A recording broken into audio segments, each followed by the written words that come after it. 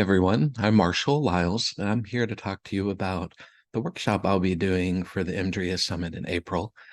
My workshop will be on April 19th in the afternoon. The topic is going to be EMDR, expressive arts, and the disability-involved intersectionality.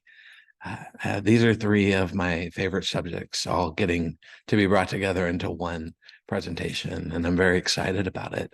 I've been a practitioner of EMDR for a long time, and it's really changed much of how I move through the world and how I identify as a healer.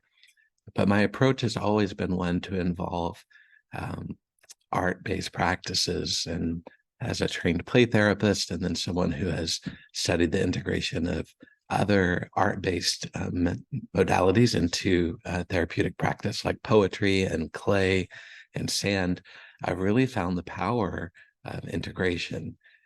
But specifically when we talk about my third love here, working with people with identities that involve disability, there are aspects of self that have been conditioned, that have been socially constructed, that sit on top of the impairments themselves.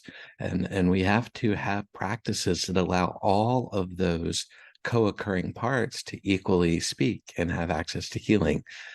Having the ability to move in and out of verbal processing and image-based processing is really a gift to many of our clients.